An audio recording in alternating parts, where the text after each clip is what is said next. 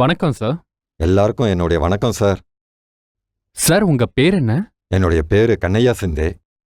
கனையா sir, நீங்க எங்க இருந்து வரீங்க? நான் மத்திய பிரதேஷ், அங்க இருக்கிற இண்டோர் ஜெய்ஸ்ரீ நகர்ல இருந்து வரேன். சந்த்ராம்பால்ஜி மகாராஜ் கிட்ட நீங்க எப்ப தீட்சை வாங்குனீங்க? சந்திராம்பால்ஜி மகாராஜ் கிட்ட 10/6/2014 தீட்சை வாங்கினேங்க. சார், நீங்க சந்த்ராம்பால்ஜி மகாராஜா கிட்ட தீட்சை வாங்கறதுக்கு முன்னாடி கடவுளை எப்படி கும்பிடுவீங்கன்னு சொல்ல முடியுமா? நான் சந்திராம்பால்ஜி மகாராஜ் கிட்ட தீட்சை வாங்கறதுக்கு முன்னாடி நானே ஒரு குருவா தான் சேவை செஞ்சுட்டு வந்தேங்க. நிறைய சாமிங்கெல்லாம் பார்த்தீங்கன்னா என்னுடைய உடம்புக்குள்ள வந்துட்டு போவாங்க. சொல்லப்போனா நிறைய இஷ்ட தேவதைங்கெல்லாம் முதல்ல பார்த்தீங்கன்னா நாகம் வருங்க. அதாவது 5 தலை நாகம், 9 தலை நாகம், 12 தலைலாம் வருங்க. இந்த மாதிரி நிறைய டைப் நாகம்லாம் வருங்க. அதுக்கப்புறம் நிறைய தேவிங்கெல்லாம் கூட வருவாங்க. சின்னதுல இருந்து பெரிய எல்லா தேவிங்களும் வருவாங்க. காளி மாதா வருவாங்க, வைஷ்ணவி தேவி வருவாங்க, அப்புறம் லக்ஷ்மி தேவி, அப்புறம் அவங்கவுங்க கும்பிடுற குலசாமிங்க, காவல் தெய்வங்கள்லாம் வருவாங்க. மகிஷாசுரர் வருவார், அப்புறம் பைரவரில் எல்லா பைரவரும் வருவாங்க. அது சொல்ல போனோன்னா கால பைரவர்கள், அதோட இன்னும் 52 பைரவர்கள் வருவாங்க. நான் எவ்வளோ கோயிலுக்கெல்லாம் போய் எவ்வளோ பேரை பார்க்குறோனோ அவ்வளோ பவர் வரும் எனக்கு. அதோட நான் பக்தர்களுடைய நிறைய துன்பங்களை தீர்த்து வச்சிட்டு இருந்தேன். ஆனால் அந்த பிரச்சனையிலையும் நான் நிறைய கோயில்களுக்கு போயிருந்தேன். அமர்நாத்தில் வைஷ்ணவி தேவி கோயிலுக்கு போயிருக்கேன். அதுவும் காலில் செருப்பு இல்லாமல் தான் நான் போவேன். எப்போவுமே நெருப்பில் கூட நான் நிற்பேன். ஆனால் நெருப்பு என்ன சுடாதுங்க. அந்த மாதிரியெல்லாம் இருந்துச்சுன்னு தான் சொல்லுவேன். அதனால நான் எங்கே விழுந்தாலும் எனக்கு எதுவுமே ஆகாது. நான் நாகரூபத்தில் இருந்தப்போ பார்த்தீங்கன்னா நான் 4-5 கிலோமீட்டருக்கு மேலே அப்படியே வயிற்றிலே தேய்ச்சிக்கிட்டு போய் எனக்கு பழக்கம் இருக்கிறனால இந்த மாதிரி சக்தியெல்லாம் எனக்கு கிடச்சிருக்கு. நோயாளிகள் வைத்தியம் பண்ணிக்க என்கிட்ட வருவாங்க. அவங்க ரொம்ப துன்பத்தில் வருவாங்க.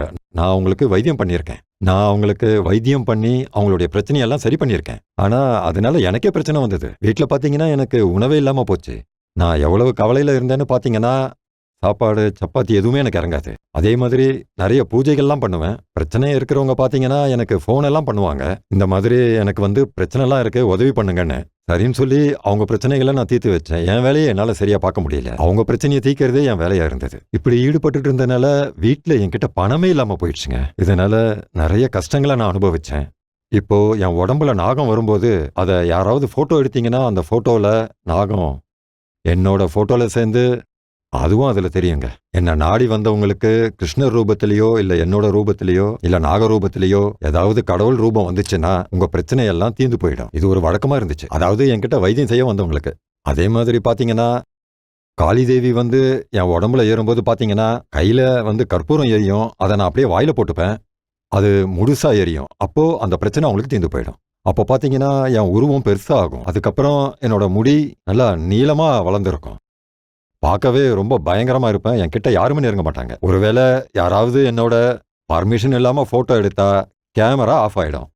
நிறைய பேர் எல்லாம் என்கிட்ட வீடியோ ஷூட்டிங் எடுக்கணும்னு சொன்னாங்க. அவங்க கேமராலாம் இப்படிதான் ஆஃப் ஆச்சு. அதுக்கு கூட அவங்க அனுமதி வாங்க வேண்டியிருந்தது.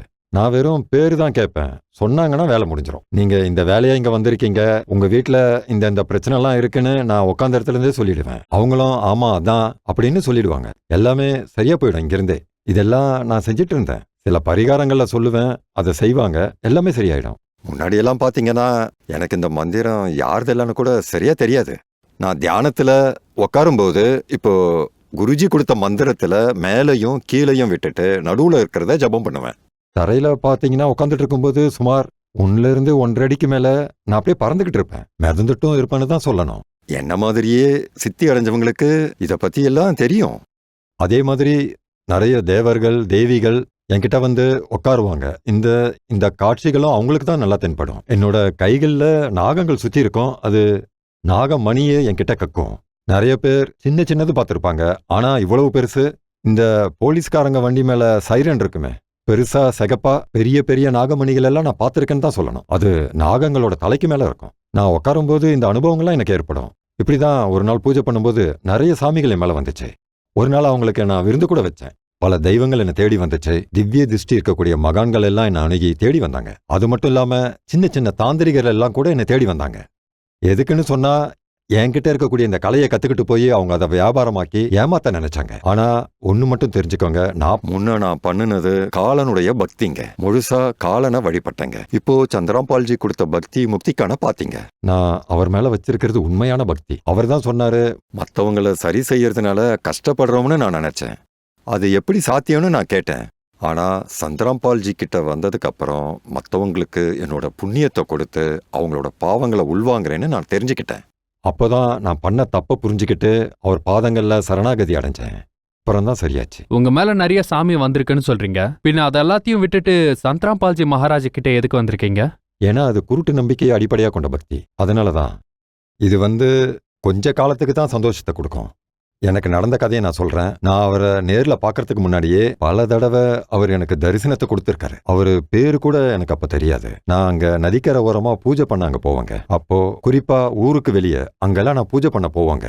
அப்போ பரமாத்மா என்கிட்ட சொல்லுவாரு, குழந்தை என்ன பண்ற, இது தப்பான விஷயம், ஏன் உன் வாழ்க்கையை இப்படி கெடுத்துக்கிறேன்னு கேட்பாரு. இப்போ நான் எதுக்கு இங்க பண்ண வந்தேன்னா எனக்கு நிறைய சக்தி கிடைக்குது. அதை வச்சு என்னை தேடி வரவங்களுக்கு நான் மருத்துவம்லாம் கூட பார்ப்பேன். அப்புறம் யோகா எக்ஸாம் எழுதிட்டு நான் வீட்டுக்கு வந்தேன். எக்ஸாமும் நல்லா தான் எழுதியிருந்தேன். ஆக்சுவலா நான் வீட்டுல தங்குறது இல்லைங்க. அதாவது நான் எங்க அப்பா அம்மா கூட தங்குறது இல்லைங்க. அவங்க மாமிச உணவை சாப்பிடுவாங்க. எக்ஸாம் முடிச்சுட்டு வீட்டுக்கு போகும்போது நான் அங்க டேபிள் மேல அவரோட புக்கை பார்த்தேன். அங்க ஞான கங்கைன்னு ஒரு புத்தகம் இருந்தது. அப்போ அவங்க என்ன பார்த்து கேட்டாங்க, நீ நல்லா எழுதினியா? நான் நல்லா எழுதினேன்னு சொன்னேன். அப்புறம் அந்த புத்தகத்தை எடுத்துட்டு நான் வெளியே போயிட்டேங்க. ஏன்னா அப்போ அவங்க டேபிள்ல மாமிசத்தை எல்லாம் சாப்பிட்டுட்டு இருக்கிறத நான் பார்த்தேன். எனக்கு அதெல்லாம் சரி வராது, ஒத்து வராது. ஏன்னா என் வழி வேற. அதனால அந்த புத்தகத்தை எடுத்துட்டு போய் வெளியே உட்காந்து படிச்சப்போ எனக்கு அப்படியே அழுக வந்துருச்சு. அதுல எவ்வளவு ஞானம், எவ்வளவு உண்மை, அதை படிக்க படிக்க எனக்கு அழுகையா வந்துருச்சு. அவரை நான் எப்ப பார்ப்பேன், அவர் தரிசனம் எனக்கு எப்ப கிடைக்கணும், அப்படியே எனக்கு ஒரு அழுகையா வந்துருச்சு. நானும் தப்பு பண்ணிக்கிட்டு மத்தவங்களே துன்பத்துல தள்ளுறது எனக்கு அப்பதான் புரிஞ்சுச்சு. நான் படிச்சுட்டு அழுதுட்டு இருந்தேன். நீங்க நம்ப மாட்டீங்க, அந்த புத்தகத்தை படிக்கும்போது எனக்கு பரமாத்மா தரிசனம் கொடுத்தாரு. சில நேரங்கள்ல சொற்பொழி வாட்டுவாரு, சில நேரங்கள்ல ஏதாவது ஒரு வாக்கியங்களை சொல்லிட்டு போவாரு. பகத்னு ஒருத்தர் பக்கத்துல அங்க காலனில இருந்தாரு. அவர் பாத்தீங்கன்னா ஒரு சீடி கடையை நடத்திட்டு வந்திருந்தாரு. அங்க அவரை நான் பார்க்க போயிருந்தேன்.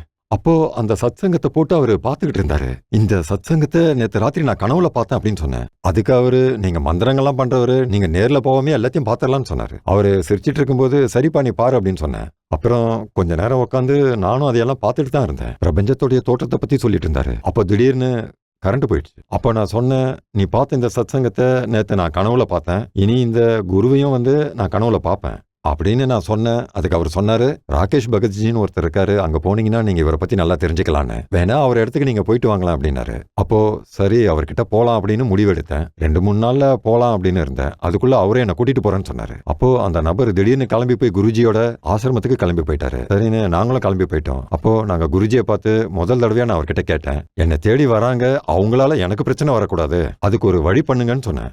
எனக்கு ரொம்ப தொந்தரவு ஆகுது அதனாலன்னு சொன்னேன். உங்ககிட்ட தீட்சை வாங்கிக்கிறேன்னு சொன்னேன். ஆரம்பத்தில் பாத்தீங்கன்னா இந்த விஷயத்த நான் வெளியில சொல்லல, அதாவது என் பக்தர்கள் கிட்ட. அதனால அவங்க என்ன குருவா நினைச்சுக்கிட்டு இருந்தாங்க. நானும் வீட்டுல பெரிய கோயில் கட்டிட்டு இருந்தேன். ஒரு அனுமாருடைய கோயில், அதுல பைரவரெல்லாம் இருப்பாரு, பெரிய நாகம் கூட இருக்கும். ஒரு 5-6 லட்சம் நான் செலவு பண்ணி கட்டினேன். கோயில் ஒரு பக்கம் ரெடி ஆயிட்டு இருந்தது. வருஷம் அங்க பாத்தீங்கன்னா நாங்க அன்னதானம் பண்ணுவோம். நிறைய பேர் அங்க சாப்பிட வருவாங்க. அங்க பெரிய பாத்திரத்துல நான் பிரசாதத்தை அப்படியே கையை விட்டு சுட சுட இருக்கும் கலரி எடுப்பேன். ஆமாங்க, அதை நான் என் வெறும் கையால தான் கலரி எடுப்பேன். நம்ம சாய்பாபா பண்ணுவாரு அந்த மாதிரி. எனக்கெல்லாம் எதுவும் ஆகாது. இது எப்படி நடக்குதுன்னு கூட எனக்கு தெரியாது. நான் கூட இதை யோசிச்சிருக்கேன், எனக்கு ஏதாவது சக்தி இருக்குமான்னு. ஏன்னா எனக்கு ஒரு பாதிப்பு கூட வரவே வராதுங்க. அந்த பரமாத்மா ராம்பால் மகாராஜ் என்ன ஆசீர்வாதம் பண்ணி எனக்கு இருந்த எல்லா பிரச்சனைகளையும் தீர்த்து வச்சுட்டாரு.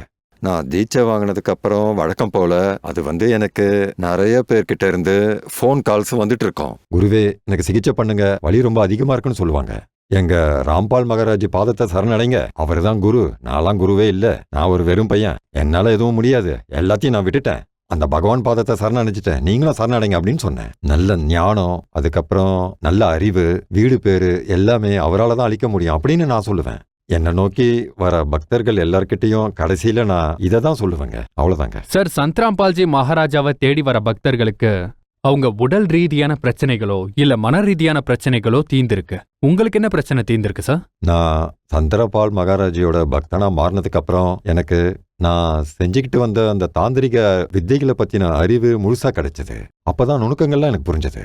அதாவது நான் பின்பற்றிட்டு வந்த எல்லா முறையும் தப்பு, 100% தப்பு. அந்த தேவர்களும் தேவிகளும் அந்த மாய வலையிலேயே என்னை சிக்க வச்சுக்கிட்டு இருக்காங்க. நான் பண்ணிக்கிட்டு இருந்த அந்த முயற்சிகள் மூலம் என்னை தேடி வந்தவங்களுக்கு பயன் என்னமோ கிடைச்சது, ஆனா நான் துன்பத்துல இருந்தேன். இந்த தெய்வங்க வலையில விழுந்து நான் என் வாழ்க்கைய ரொம்பவே வீணாக்கிட்டு இருந்தேங்க. அதாவது நான் தப்பான முறையை தான் பின்பற்றிட்டு இருந்தேன். பாவங்களை போக்குறவரு, எல்லா கஷ்டங்களையும் தீக்கிறவரு அப்படின்னு தான் சொல்லுவேன். சந்திராம்பால் மகாராஜ் அவர் மட்டும்தான், அவர் ஒருத்தர் மட்டும்தான். கடவுளே இவரு ரூபத்துல தான் வந்திருக்காரு. அதான் உண்மை. ஒரு சமயம் பாத்தீங்கன்னா நான் வீடு கட்டினேன். வறுமையின் காரணத்தால என்னால தாப்பாளுக்கு செலவு கூட பண்ண முடியல. அங்க ஒரு ரவுடி பையன் எல்லாரையும் மிரட்டிக்கிட்டே இருந்தான். அவனுக்கு இந்த ஏரியாவுல ஒரு குரு இருந்தாரு. இப்போ அவர் அதெல்லாம் செய்யறத நிறுத்திட்டாருன்னு அவனுக்கு தெரிய வந்துச்சு. இப்போ அவரு இங்க இருக்கக்கூடிய தேவி தேவதைகளை பூஜை பண்ண மாட்டாரு, ராம்பால்ஜியை தான் இப்போ பூஜை பண்றாரு அப்படின்ற விஷயம் அவனுக்கு தெரிய வந்தது. அப்போ எங்க வீடு மேல அவன் கல் எறிஞ்சான். வீட்டை விட்டு என்னால வெளியே வர முடியல. ரொம்ப அநியாயம் பண்ணான். அப்போ வீட்டுல கதவு போடுறதுக்கு கூட என்கிட்ட சுத்தமா காசு இல்ல. கதவே இல்லாம தான் நான் தூங்கிட்டு இருந்தேன். பாதுகாப்புக்காக ஒரு குச்சியை மட்டும் வச்சுட்டு அப்படியே நான் தூங்கிடுவேன். அவன் பண்ண அந்த காரியத்துல இருந்து பரமாத்மா நீங்க தான் என்னை காப்பாத்தணும் அப்படின்னு நான் அவர்கிட்ட வேண்டிக்கிட்டேன். அப்போ ஒண்ணு நடந்துச்சு. அப்போ அந்த பரமேஸ்வரரே 8 நாளைக்கு என் வீட்டு வாசல்ல சேர் போட்டு உக்காந்துருந்தாரு. தம்பி, நீ எதை நினைச்சும் பயப்படாத, நான் உன் கூடவே தான் இருக்கேன், உனக்கு எந்தவித ஆபத்தும் வராது அப்படின்னாரு. என் மனைவியும் ரொம்ப பயத்துல இருந்தாங்கன்னு தான் சொல்லணும். பரமேஸ்வரர் என் மனைவிக்கும் தரிசனம் கொடுத்தாரு. பல முறை தரிசனம் கொடுத்தாரு. பரமேஸ்வரருக்கு விளக்கேத்துவேன். ஞானகங்க புத்தகத்தை அலமாரியில வச்சு விளக்கேத்துவேன். அப்போ பரமேஸ்வரர் சொன்னாரு, கண்ணு, நீ என் மேல இவ்வளவு பக்தியா இருக்க, நீயும் தீட்சை எடுத்துக்கோங்க, உன்னுடைய 101 தலைமுறைய முக்தி அடைய வைப்பேன்னு சொன்னாரு. சத்தியநாம் தீட்சை வாங்கிக்க, உன் வாழ்க்கையே மாறிடும். அப்புறம் அவங்களுக்கு பரமேஸ்வரர்கிட்ட தீட்சை எடுத்தாங்க. சத்தியநாம் தீட்சையும் வாங்கிட்டாங்க. இதெல்லாம் நடந்தது உண்மை. ராம்பால் மகாராஜிய நான் முதல் தடவை சந்தித்த போது நான் இவருதான் பரமேஸ்வரன்னு நம்பிட்டேன். எனக்கு சந்தேகம் இல்லாம அவர்தான் தெரிஞ்சது. அந்த பரமாத்மா என்னுடைய பேரை கூப்பிட்டதுக்கு அப்புறம் அந்த பரமாத்மா எனக்கு சத்தியலோகத்தோட பழத்தை கொடுத்தாரு. அங்க ஒரு கொய்யாக்கா மரம் இருக்கும். அது ரொம்ப உயரமா இருக்கும். கொத்து கொத்தா 5 காயா இருக்கும். அதுல இருந்து தங்க ஒளி, அப்புறம் வெள்ளை நிற ஒளி வரும். அங்க இருக்கிற அந்த கொய்யாக்காவை பறிச்சதுக்கு அப்புறம் உடனே இன்னொன்னு அந்த இடத்துல டக்குன்னு முளைச்சிரும். அதுதான் அந்த மரத்தோட அதிசயம்னே சொல்லலாம். நம்ம உலகத்துல இங்க பாத்தீங்கன்னா ஒரு காயை பறிச்சீங்கன்னா அவ்வளவுதான், முடிஞ்சு போச்சு. ஆனா அங்க ஒண்ணு பறிச்சீங்கன்னா இன்னொன்னு வரும். இந்த மாதிரி 2-3 தடவை என் பரமாத்மாவோட அந்த இடத்துல பழங்களை சாப்பிட்டேன். நான் அந்த இடத்துல, அதான் மகத்தார் நம்ம பரமாத்மா சத்சங்கத்துல சொல்லுவார்ல, அந்த கயிறு பிடிச்சிட்டு நான் ஏறுவேன். அடிக்கடி பரமேஸ்வரர் எல்லாரையும் கப்பல்ல ஏத்தி கொண்டு போவேன் அப்படின்னு அடிக்கடி எங்க கிட்ட சொல்லுவாரு. அப்படி கடல்ல ஒரு பெரிய கப்பல் வருது. அதுல நிறைய மக்கள் ஒண்ணு கூடியிருப்பாங்க. பரமேஸ்வரர் அதுல 2 லைனா பிரிச்சு பக்குவமான பக்தர்களை ஒரு லைன்ல, மத்த அரகுர பக்தர்களை ஒரு லைன்ல கொண்டு போனாரு. பரமேஸ்வரர் இத தரிசனத்துல காமிச்சாரு. நான் முக்தி அடைய தான் வந்திருக்கிறேன், பரமேஸ்வரர் என்ன முக்தி அடைய வைப்பாரு.